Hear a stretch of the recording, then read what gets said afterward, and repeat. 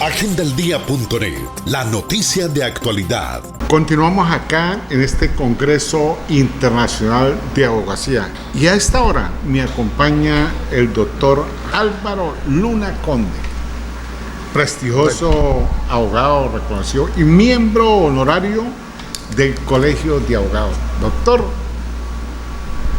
vamos a tocar varios temas. Esto es periodismo de informalidad. Bueno, Julio César, primero lo saludo, ¿no? Lo mismo a la niña que está manejando la cámara. La pandemia, ¿qué podemos hablar de la pandemia? Hablando en la justicia. No, la pandemia ha tenido mucha incidencia, ¿no? En muchísimas cosas.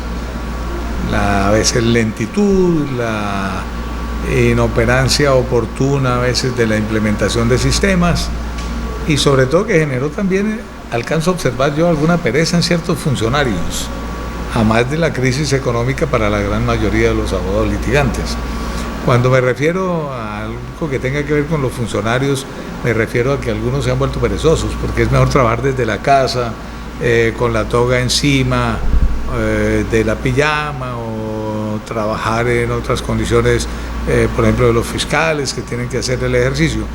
Pero sí se nota que se ha generado alguna pereza en ese sentido, con hechos incluso que me parecen deben debatirse a fondo y deben tratarse a fondo.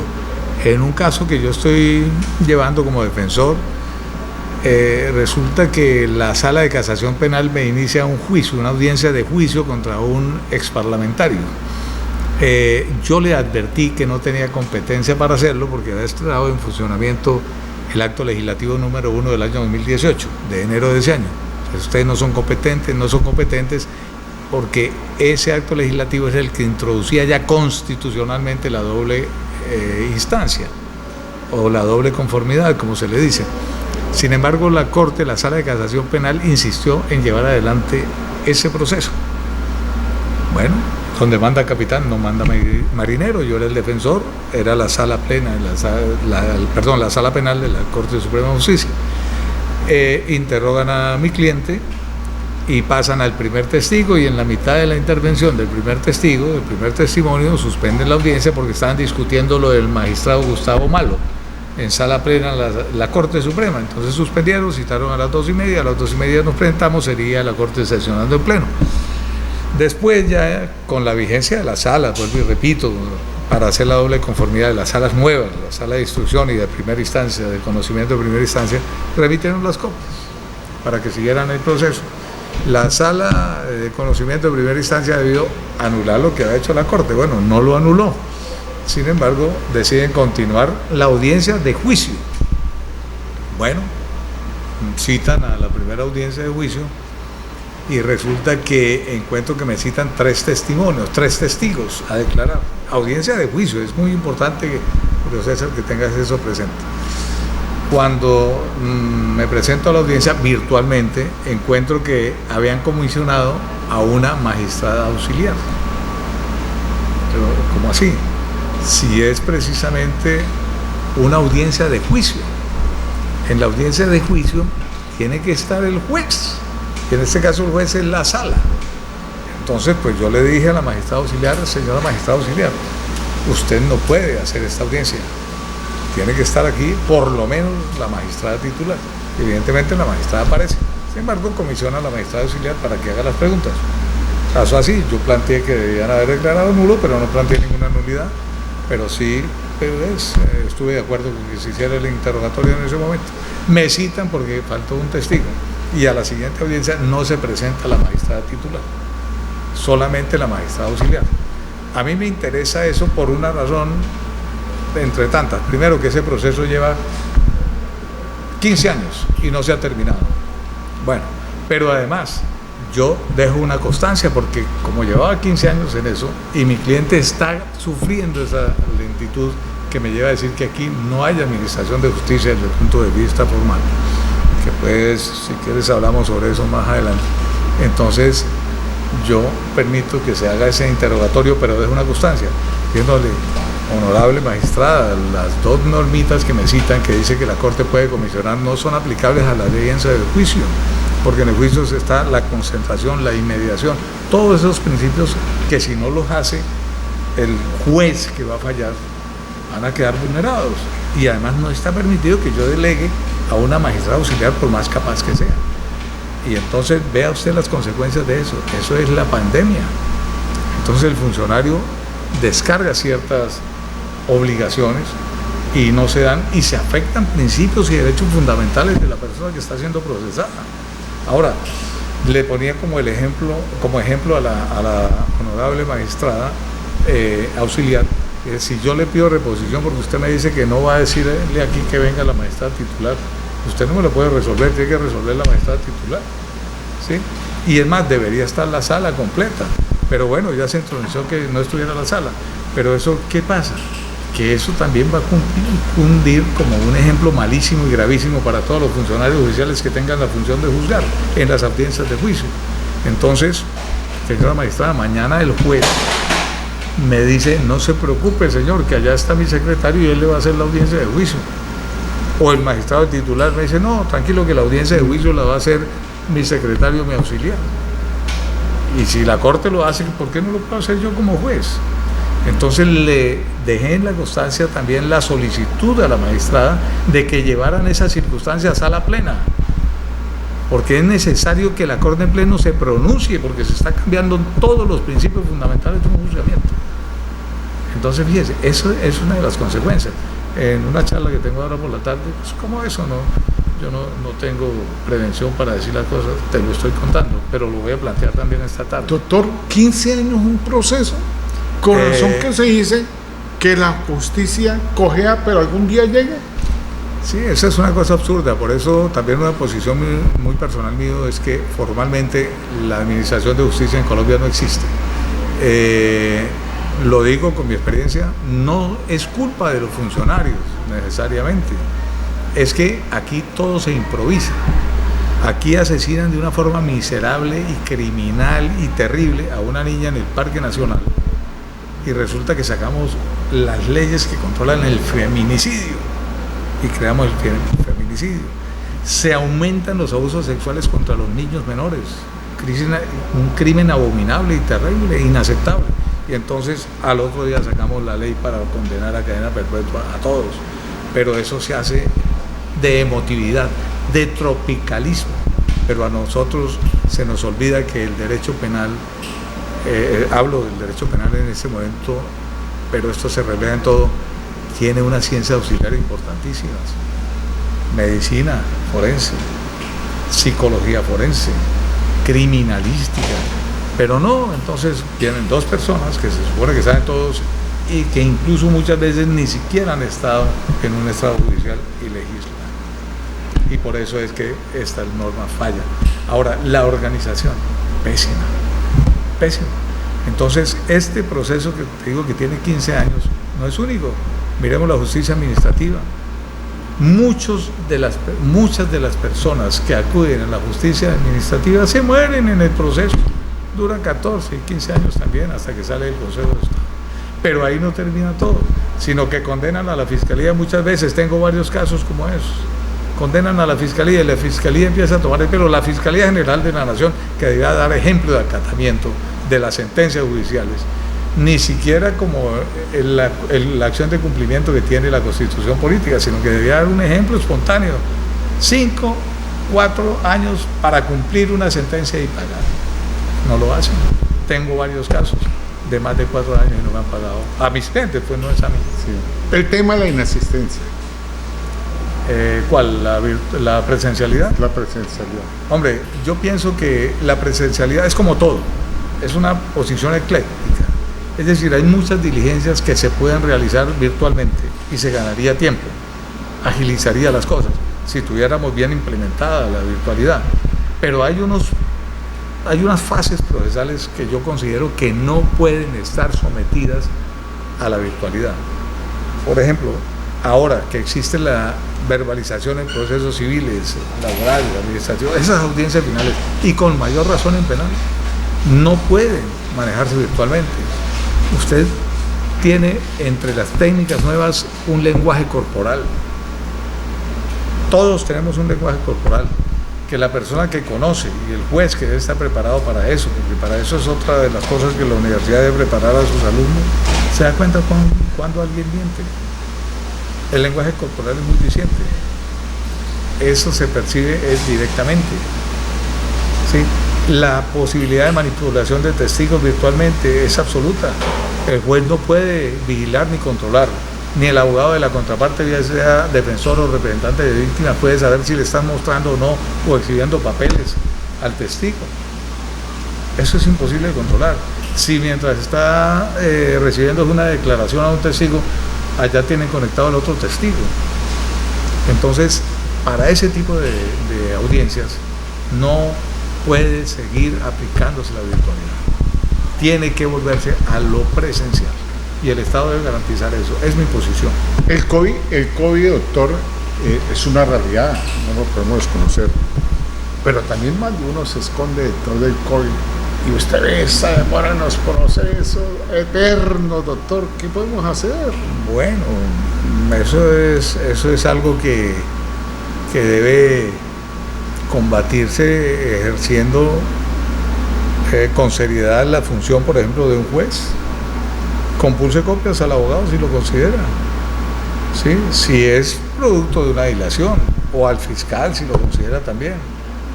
Ahora, cuando se excusa el juez, imagínense, ¿quién se atreve a formularle una queja al juez? Nadie, porque es el que le va a fallar, a no ser que lo sancione. Mientras tanto, el que va a fallar es el juez. Pero de todas maneras, depende de la seriedad con que se enfoque eso. Y los jueces tienen medidas disciplinarias, medidas correctivas. De manera que es eso. Y nosotros también, los abogados, tendríamos contra los funcionarios judiciales, pero casi nunca las ejercemos. Muy pocas veces.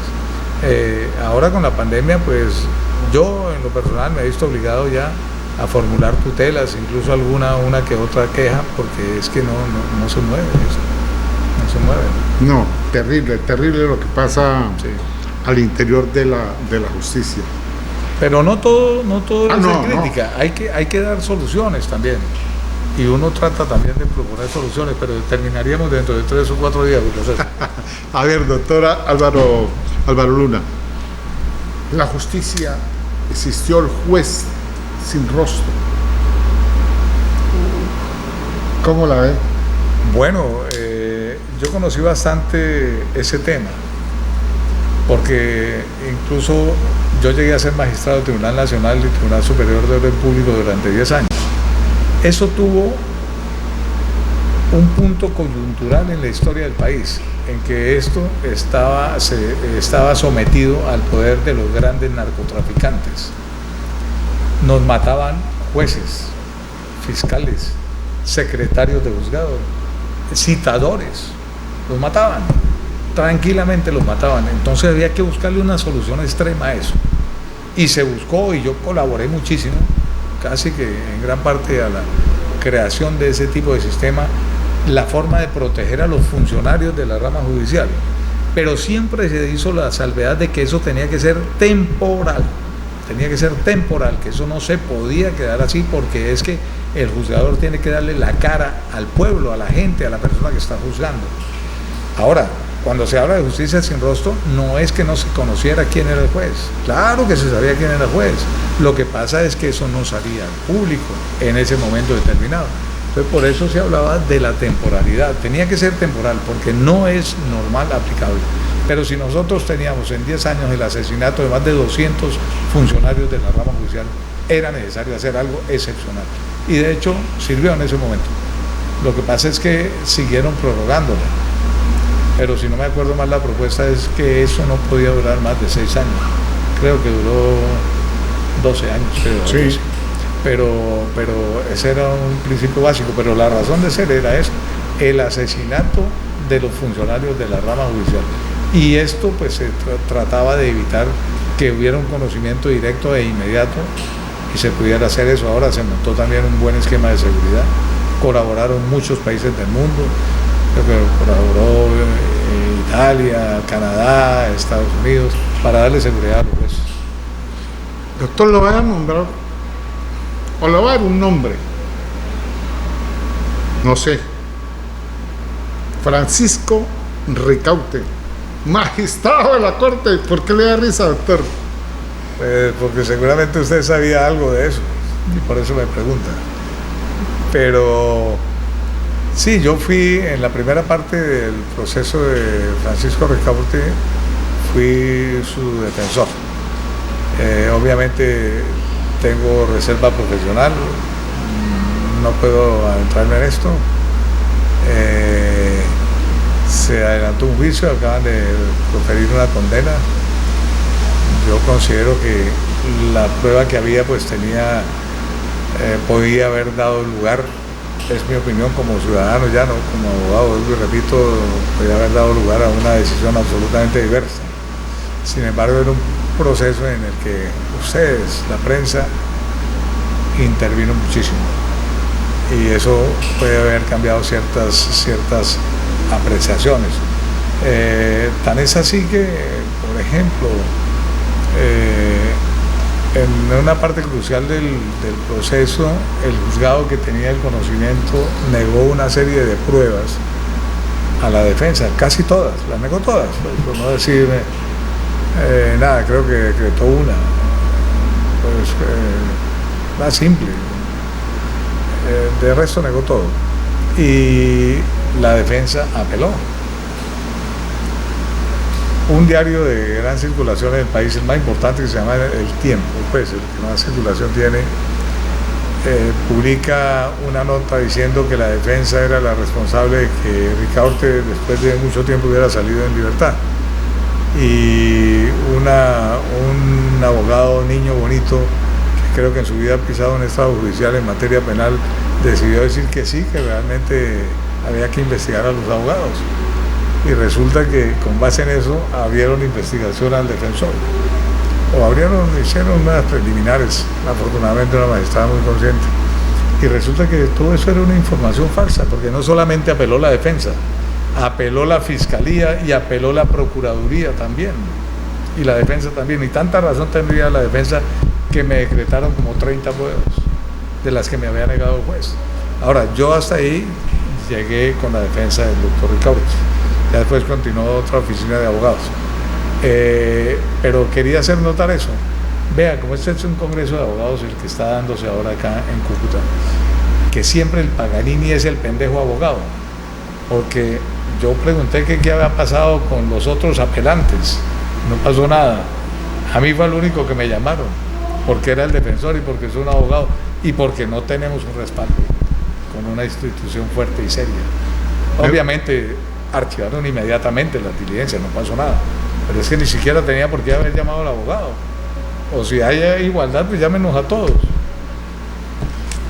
Me agrada mucho estar acá, doctor Barullo. Listo. Pero no cierro. No cierro. No cierro todavía. Venga, ¿qué piensa usted? Pero dejemos algo para más tardecito. ¿Qué piensa usted de la libertad de prensa, de los medios de comunicación, del manejo de las redes? Usted habla muy claro.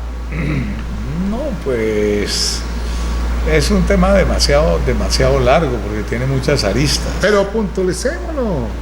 No, pues que se abusan muchas veces. La prensa y algunos periodistas a veces condenan a la gente sin que haya habido una actuación judicial. Y después el ejercicio de la rectificación tiene que llegar hasta el agotamiento de tutelas. Y tú sabes que las tutelas, que era un mecanismo previsto para que tuviera acceso el analfabeta, todo el mundo debía tener acceso al analfabeta, a la acción de tutela, ahora se convirtió en una acción que es casi más difícil que una casación. Le exigen cosas, cuando debía ser así. Una persona que sabe leer y escribir y hubiera afectado un derecho fundamental pudiera ir y tuviera respuesta del Estado mediante una acción de tutela. Entonces la prensa, cuando abusa, muchas veces queda en el aire, rara vez la hace hacer una rectificación, pero tú ves que condenan a la gente y deciden antes de cómo le van a dar la libertad a fulano de tal, si no tienen ni idea de lo que pasa en el expediente, pero es fulano de tal, o cómo van a actuar así en este proceso, no tienen ni idea de lo que hay en el fondo del proceso. Pues condena a la gente sin saber lo que hay y obviamente tienen una gran ascendencia en el público, por eso la importancia de la ética de ustedes los periodistas. Pero veo eso. Bueno, gracias a Dios nunca nos ha tocado rectificar, pero me encanta, doctor, que haya pasado acá por este micrófono de Agenda al Día. Un placer. Muy amable, doctor. Ok, con mucho gusto. Agendaldía.net, la noticia de actualidad.